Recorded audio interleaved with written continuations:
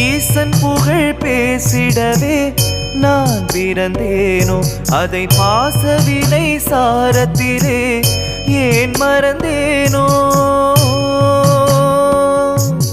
ஈசன் புகழ் பேசிடவே நான் பிறந்தேனோ, அதை பாசவினை சாரத்திலே ஏன் மறந்தேனோ. ஆசைகளை வேஷங்களை நான் விடுவேனோ, அந்த மாசகன்ற சோதியனை சேர்ந்திடுவேனோ.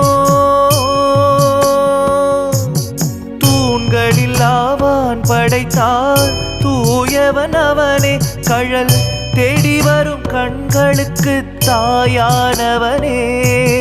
தூண்களில் ஆவான் படைத்தார் தூயவன் அவனே, கடல் தேடி வரும் கண்களுக்கு தாயான